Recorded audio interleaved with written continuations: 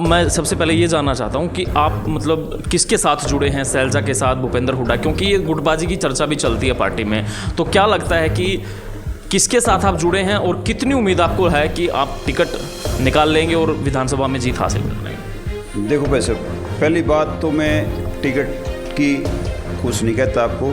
Ticket नेताओं का काम है, उन्होंने टिकट देखनी किसको देनी है। मैं टिकट के लिए नहीं आया हूँ, मैं तो पार्टी में काम करने के लिए आया हूँ। देखो, हम इनेलो को पसंद करते थे, लेकिन एक जब निमन सत्र आ जाता है, हम 2 साल से पहले सरकार छोड़ के आए हैं। दुष्यंत की सरकार थी, सरकार में हिस्सेदार हैं, तो हमने कोई काम, छोटा काम भी नहीं ले पाए। अपने 26 वार्ड को देख लो, जो आज के टाइम में बीजेपी का भावी विधायक जी कहता है अपने आप को, उनका वार्ड देख लो क्या हाल है। लोग गालियाँ दे रहे हैं, जूते मारने को तैयार हैं, ईंट मारने को तैयार हैं।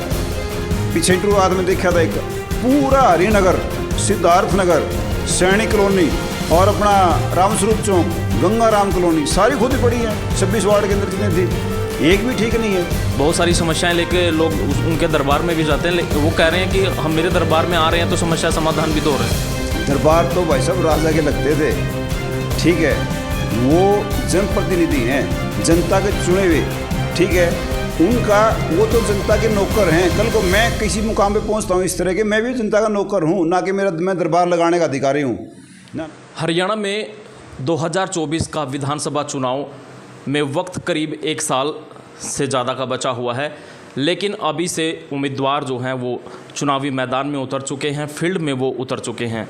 लगातार जो है हम पानीपत ग्रामीण से जो उम्मीदवार हैं, जो आगामी चुनाव लड़ने की जो है तैयारी कर रहे हैं, उनसे हम बातचीत कर रहे हैं। पानीपत ग्रामीण विधानसभा में ये हमारा तीसरा इंटरव्यू है। लगातार हम लोगों से भी मिल रहे हैं और नेताओं से भी उनकी राय जान रहे हैं कि आखिर पानीपत ग्रामीण में वो क्या देख रहे हैं, क्या चुनावी उनका माहौल वो भांप रहे हैं। इसी कड़ी में कांग्रेस के एक नेता हमारे साथ हैं, महिपाल सूबेदार। हालांकि इनके पिताजी लंबे वक्त से इनेलो के साथ जुड़े रहे, फिर जेजेपी के साथ जुड़े रहे, लेकिन महिपाल सूबेदार अपने पिताजी के साथ और अपनी पूरी टीम के साथ अब कांग्रेस के साथ जुड़े हैं और पानीपत ग्रामीण विधानसभा से कांग्रेस की टिकट पर दावेदारी कर रहे हैं और अपनी तैयारी लगातार कर रहे हैं। इस वक्त महिपाल सूबेदार हमारे साथ मौजूद हैं, उनसे हम जानेंगे कि वो फील्ड में काफ़ी लंबे वक्त से हैं। हम आपको बता दें कि पिछले कुछ दिन पहले ही इन्होंने 3 दिन का लगातार धरना दिया था, पब्लिक की आवाज़ बनकर सचिवालय में पहुंचे थे, ज्ञापन वगैरह भी दिए गए थे। समस्याएं क्या क्या इन्होंने अपनी विधानसभा में भांपी हैं, वो इनसे सारी चर्चा करेंगे और क्या इनकी आगामी चुनाव को लेकर तैयारियां। महिपाल जी, पंजाब केसरी में पहली बार आपका बहुत बहुत स्वागत है। हम उम्मीद करेंगे कि आज हम आपसे जुड़े हैं तो लंबे वक्त तक आपसे जुड़े रहें और लगातार आपके साथ बातचीत हमारी चलती रहे। तो चुनावी मैदान में आप हैं, कांग्रेस से दावेदारी कर रहे हैं, हालांकि कई उम्मीदवार पानीपत ग्रामीण में और भी दावेदारी कर रहे हैं, लेकिन सबसे पहले हम ये जानना चाहेंगे, आप चुनाव में रुचि दिखा रहे हैं, तो आपको पानीपत विधानसभा में क्या लगता है कि क्या कमी लगती है कि लोगों के लिए होना चाहिए, जो आज तक जो विधायक बने हैं या जो दावेदारी कर रहे हैं वो कर नहीं पाए हैं? सबसे पहले तो आपके सभी दर्शकों को, आपके चाहने वालों को पंजाब केसरी के मेरा नमस्कार।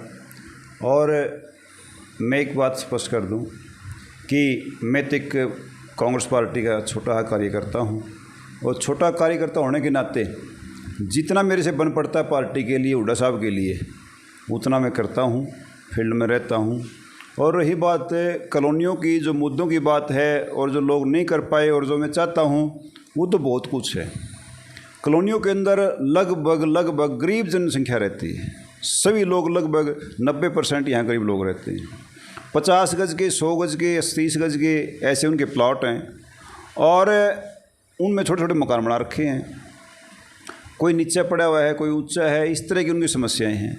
अब पीछे जैसे राशन कार्ड काट दिए थे, फैमिली आईडी की दिक्कत, प्रॉपर्टी आईडी की दिक्कत, शहर में डेवलपमेंट जहाँ अमीर लोग रहते हैं 120 रुपये गज, जहाँ गरीब कॉलोनियों में लोग रहते हैं, गरीब लोग रहते हैं कॉलोनियों में ग्रामीण की, वहाँ 302 रुपये गज।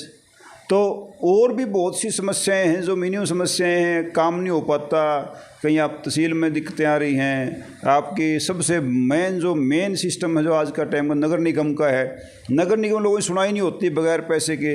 तो और भी कई समस्याएं हैं, जैसे कॉलोनियों के अंदर लोगों ने पीछे जो है अपना 30-30 साल पहले प्लॉट लिए थे एग्रीमेंट के ऊपर, 30 साल से कब्जा है। अब आज कॉलोनाइजर जो है उनको पैसे की एवज में गज़ों के हिसाब से पैसे लेकर के रजिस्ट्रियाँ मोटे मोटे पैसे लेकर करा रहे हैं। तो समस्याएं बहुत हैं। प्रॉपर्टी आईडी है, 200 गज का प्लाट है और किसी ने साथी ने ज़रूरत में बेचना है तो उसके प्रॉपर्टी आईडी के टुकड़े नहीं हो पाते। तो समस्याएं तो बहुत हैं, छोटी छोटी समस्याएं हैं और ज़्यादा समस्याएं हैं। और हमने धरना भी दिया पीछे 31 मई को, 1 जून को, 2 जून को, 3 दिन का लगातार 72 घंटे का हमारा धरना दिन रात का था। तो उसमें 4 मुद्दों को लेकर के हम बैठे थे। छोटे मुद्दे हम ले नहीं पाए, भटक जाते। तो 4 मुद्दे हमारे रहे जो गरीब लोगों ने राशन कार्ड कटे हैं दोबारा सर्वे करवा कर जोड़ा जाए। दूसरा मुद्दा हमारा था जो फैमिली आईडी में ज़्यादा इनकम दिखा करके लोगों की पेंशन काट दी गई, बुढ़ापा पेंशन, विधवा पेंशन, विकलांग पेंशन, हर तरह की पेंशन कटी है ज़्यादा इनकम दिखा करके, तो उनको जोड़ा जाए। और तीसरा हमारा मुद्दा था जो है 120 रुपये शहर के अंदर गज डेवलपमेंट चार्ज और कॉलोनियों में जो है 302 रुपये, इसको बराबर किया जाए। और चौथा मुद्दा हमारा जो था रहा इसका अपना राशन कार्ड हो गया, एक फैमिली आईडी का हमारा मुद्दा रहा था। तो इस तरह के मुद्दे लेकर के हम धरने में दिया था। उसमें काफ़ी सुनाई भी हुई। मुख्यमंत्री ने 2 तारीख को हमें प्रदर्शन किया था, 3-4 हज़ार आदमी को इकट्ठे हुए थे, माननीय मुख्यमंत्री जी का नाम डी साहब के माध्यम से। तो उसमें हज़ारों आदमी, 3-4 हज़ार आदमी इकट्ठे हुए, तो उसमें सरकार पे असर गया। और 3 तारीख को ही प्रेस वार्ता के माध्यम से माननीय मुख्यमंत्री जी ने कहा कि भाई दोबारा सर्वे करवा करके राशन कार्डों को पुनः जोड़ा जाएगा। 2 काम शुरू हो रहा है। प्रॉपर्टी आईडी के जो कैंप लगाए गए वे में सुधार किया जाए और उसके बाद जो है अपनी फैमिली आईडी में जो करेक्शन करवा करके उसको ठीक किया जाए, जिनकी पेंशन कट रही है उनको बहाल किया जाए। तो 3 में हम कामयाब रहे। चौथी जो हमारा डेवलपमेंट चार्ज का था उसमें हम कामयाब नहीं हुए हैं, लेकिन उसको भी हम आगे फिर उठाते रहेंगे और फिर उठाते रहेंगे और जब तक ये समाधान नहीं होते हमसे चैन से नहीं बैठेंगे। मतलब कहीं ना कहीं सरकार ने अपनी गलती मानी कि इस तरीके से जो चीज़ें लागू की गई और फिर वो लोगों को भुगतनी पड़ी और आपने प्रदर्शन किया, उससे असर उसका दिखा। असर दिखा हमने तो जब ये 25 जनवरी के आसपास ये राशन कार्ड की लिस्ट आई, उसमें काफ़ी लोगों को कट थे। लोग तो हमारे पास आते थे लेकिन हमारे पास जवाब ही नहीं था। तो 13 फरवरी को उन्होंने प्रदर्शन किया, 13 फरवरी को। तो उस टाइम भी हज़ारों की संख्या में ज्ञापन इकट्ठे होकर ज्ञापन दिया था डी साहब के माध्यम से माननीय मुख्यमंत्री जी के नाम। तो उस पर असर नहीं हुआ। फिर दोबारा डिसीजन हमने 31 मई को लेना पड़ा था, तो उसका असर हुआ। और मैं मांग करता हूँ सरकार से कि गरीब लोग रहते हैं और निम्न तबका, हर जो निचला तबका होता है समाज का, उस समय यहाँ रह रही है, इस कॉलोनियों में रहता है, इनकी तरफ ध्यान दिया जाए और इनके जो हम मांगे हैं, छोटी छोटी मांगे हैं, उन पर गौर करके मैं डांडा साहब से भी मांग करता हूँ जो हमारे विधायक हैं कि इनके ऊपर जो है ध्यान दे करके तो इनका छोटी छोटी जो मांगे हैं, जो ज़रूरतें हैं, उनको पूरा किया जाए। डांडा साहब का इंटरव्यू हमने किया था, वो कहते हैं कि मैंने अपनी विधानसभा में कोई काम ही नहीं छोड़ा है और कोई विधायक के लिए जो तैयारी कर रहे हैं और भी जो उम्मीदवार हैं वो ये बताएं कि उनके पास क्या विज़न है जब मैंने कोई काम ही नहीं छोड़ा। विज़न तो मेरी बात सुनो, अब पता नहीं कितने लोगों के पास राशन कार्ड के लिए गए होंगे और मैं राशन कार्ड वालों की लिस्ट भी आपको दे दूंगा। जो गरीब लोग हैं जिनका कटना नहीं चाहिए था, जिनका इनकम 180 क्या उनके तो 1 लाख ही इनकम होगी, उनका भी राशन कार्ड काट दिया, लेकिन जुड़ नहीं रहा। सिर्फ एक पोर्टल का बहाना बनाते हैं। हुड्डा साहब का कहना है पोर्टल की सरकार बना दी, तो पोर्टल पर बार बार डालते हैं, वो उसमें एक्सेप्ट नहीं करता और वो बन ही नहीं पाता।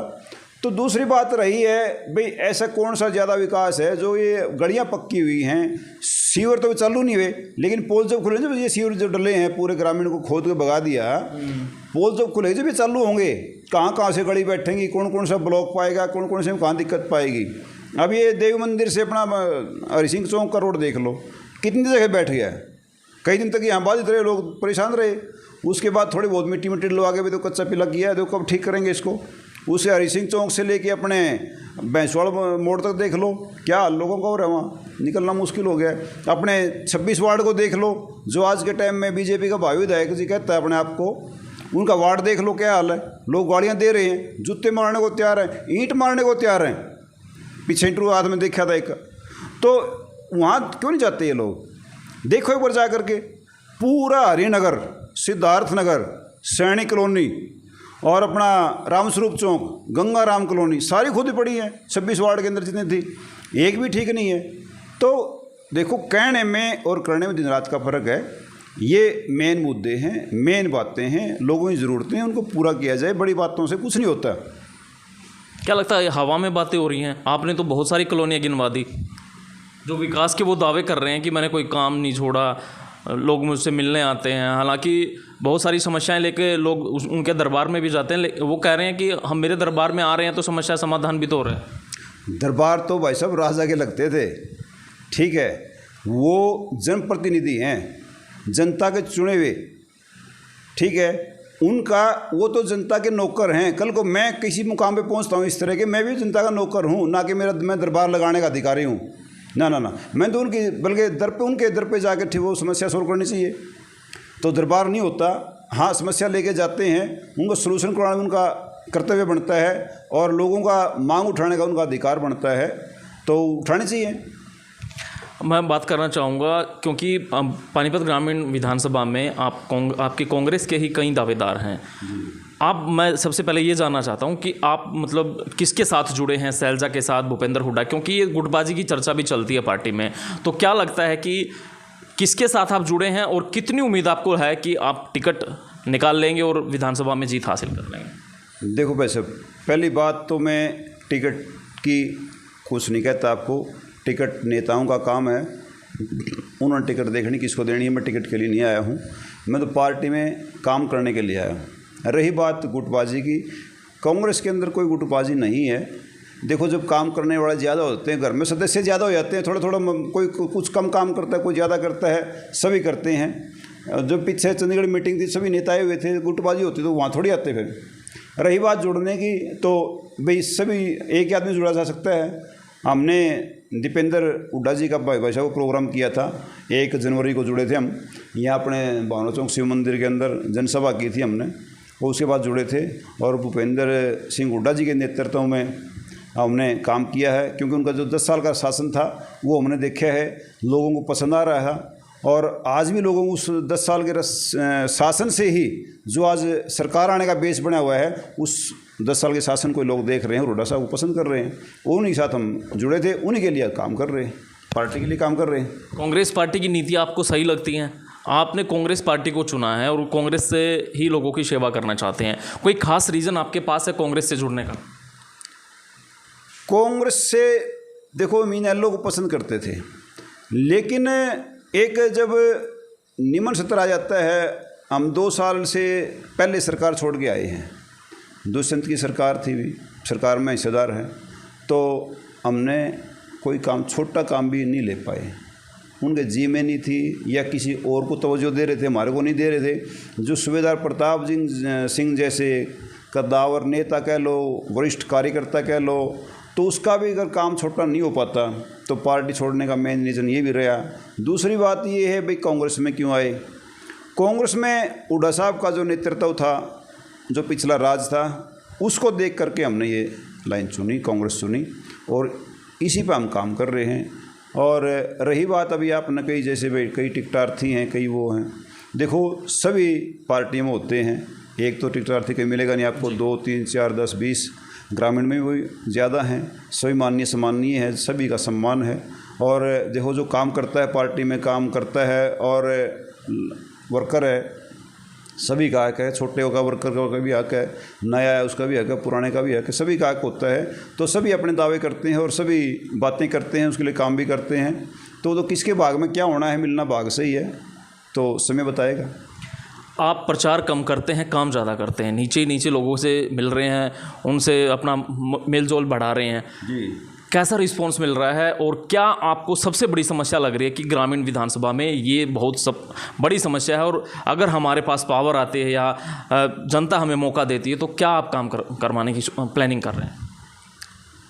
देखिए ग्रामीण के अंदर जो है हम काम कर रहे हैं, और नीचे नीचे काम तो मेरे पिताजी जब इनेलो पार्टी में थे वो सक्रिय हुए, कॉलोनियों में उस पार्टी को नाम भी नहीं जानता था, उसके निशान का जो उनका निशान था पार्टी का उसको कोई नहीं जानता था। इन्होंने हर घर में जा कर के, मैंने नीचे ग्राउंड लेवल पे जो है एक मतलब नीचे जो काम करता है आदमी, एक कार्यकर्ता के तौर पे उनके नीचे मैंने काम किया कॉलोनियों में। एक हफ्ता में वहाँ काम करता, फिर वहाँ संडे को उनकी जनसभा कराता। तो इस तरह से हम लगातार 2003 से लगातार काम यहाँ कॉलोनियों में कर रहे थे और दुख सुख में उनके साथ जा रहे थे। उनके मुद्दे भी उठाए। मेरे पिताजी ने 2014 में टैक्स के रूप में अनशन किया था। तो अभी हमने जो है कांग्रेस पार्टी में आके 13 फरवरी को प्रदर्शन किया, 31 मई, 1 जून, 2 जून को बढ़िया प्रदर्शन किया। और जो है अभी हमने फिर एक उसके जस्ट 5 जून से ही हमने एक अभियान चलाया, आओ चलें गांव की ओर, क्योंकि लोग कहते थे कि गांव में कुछ नहीं है इनका। लेकिन आओ चलें गांव की ओर 5 जून से चंदौली गांव से शुरुआत हुई थी और अभी परसों 16 जुलाई को जो है राजा खेड़ी के अंदर 41 दिन के बाद जो है इसका समापन हुआ। और आओ चलें गांव की ओर का अभियान और पार्टी का जो कांग्रेस पार्टी का जो है हाथ से हाथ जोड़ो का अभियान हमने उसको लेकर के चले, लोगों के बीच गए। बहुत बढ़िया रिस्पांस मिला। जो मेरे पिताजी ने दुख में सुख में लोगों के काम में वहाँ गांव में जा रहे थे, उनका हमने बहुत रिस्पांस मिला। लगभग हर गांव में हमारी सभा हुई, लोगों से मिले, कई गांवों में डोर टू डोर भी किया, लगभग गांवों को डोर डोर किया। तो बढ़िया रिस्पांस मिला और पार्टी के प्रति और सूबेदार जी के प्रति भी, परिवार के प्रति भी लोगों का सहानुभूति बढ़िया रही उसमें और उनको रिस्पांस भी काफ़ी दिया। और रही बात जो काम कर रहे हैं उनको तो जो मिलनी भी चाहिए। एक कैंडिडेट हैं पानीपत ग्रामीण विधानसभा से ही वो तैयारी कर रहे हैं, बीजेपी से फिलहाल हैं वो, जैन करके उनका नाम है। तो वो मौका तलाश रहे हैं, उनके बारे में आपका कुछ कहना है? मैं उनसे एक निवेदन करूंगा कि वो एक तो विधायक बीजेपी का भी है, वो भावी विधायक बनने के बीजेपी से तैयार है।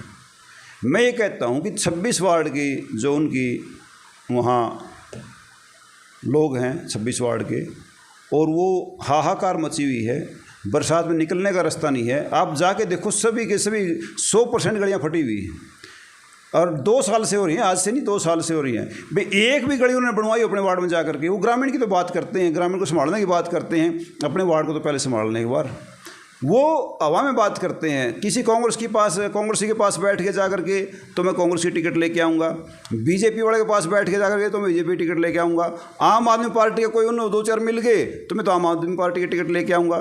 तो इस तरह की हवा बातों से कुछ नहीं होता।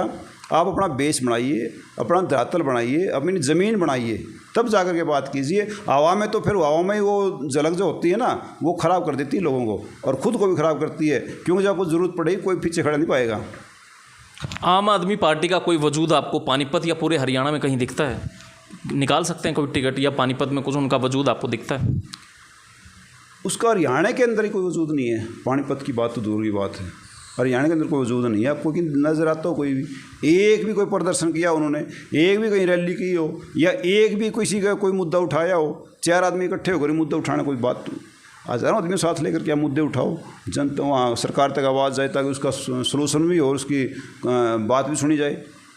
तो मैंने नहीं लगता कि कहीं आम आदमी पार्टी का कोई वजूद है। चलिए, मेरा आखिरी सवाल है, अगर कांग्रेस पार्टी आप पर विश्वास करती है और आपको मैदान में उतार देती है, तो क्या कांग्रेस की झोली में आप पानीपत ग्रामीण विधानसभा सीट को जीतकर उनकी झोली में डालने का काम कर सकते हैं? देखिए, पानीपत ग्रामीण जो विधानसभा जो क्षेत्र है वो 2 in 1 है। 40 गांव हैं, करीब 80 कॉलोनियाँ हैं, क्योंकि नई वगैरह जोड़ के सब 80 बन जाती हैं। तो इसमें 2 तरह का जगह से वोट लेने वाला कैंडिडेट चाहिए, 2 in 1 चाहिए, जो गांव से वोट ले सके और जो कॉलोनी ले सके। ना तो खाली कॉलोनियों से वोट ले काम चलता, ना खाली गांव से वोट ले काम चलता। हमने जो बेस बनाया अपना, वो कॉलोनियों को बनाया है, क्यों यहाँ रहते हैं, जाते दुख सुख में गाँव में जाते हैं, काम भी किया हमने, वर्क भी किया, 43 दिन बिहार में चलाया था। लेकिन जो हमारा बेस था वो कॉलोनियों का था। आप भावना चौक ले लीजिए, भावना चौक पे हमारा मकान है। भावना चौक जो सड़क जाती है देव मंदिर रोड है, ये इससे बाहर का एरिया जो है ग्रामीण का है और अंदर का जो शहर का है। भावना चौक से 2 किलोमीटर हमारा जो है बिचपड़ी गांव है, 2 किलोमीटर हमारा भावना चौक से नूरवाड़ा गांव है, 2 किलोमीटर से हमारा भावना चौक से 2 किलोमीटर हमारा बबैल रोड है। यहाँ 80 से 90 हज़ार वोट हैं और यहीं हमारे 2 स्कूल भी हैं, हमारी एक्सपोर्ट की फैक्ट्री भी है, हमारी रिहाइश भी 38 साल से यहीं है। बाबूजी फौज से रिटायरमेंट हो गए, 86 में यहीं आए थे। तो जैसे गांव में एक दूसरे को जानते हैं, इस 80-90 हज़ार वोटों के बीच हम बैठे हैं और यही हमारा बेस है, यही हमारा आधार है। हम एक दूसरे को 70% लोगों में खुद जानता हूँ, by name, by face, by घर का एड्रेस कहाँ है इसका।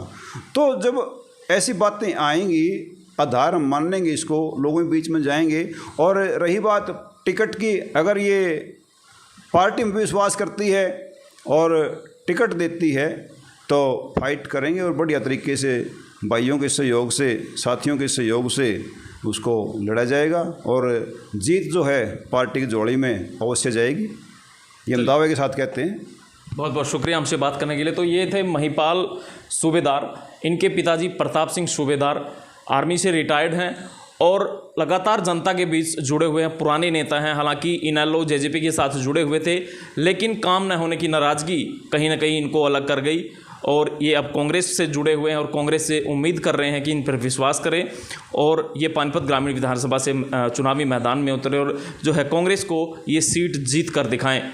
सहयोगी के साथ में सचिन शर्मा, पंजाब केसरी टीवी। हमसे जुड़े रहने के लिए हमारे YouTube चैनल को सब्सक्राइब करें और नई वीडियो की नोटिफिकेशन के लिए बेल आइकॉन को दबाएं। अगर आप ये वीडियो Facebook पर देख रहे हैं तो लाइक जरूर करें और ज्यादा से ज्यादा शेयर करें। धन्यवाद।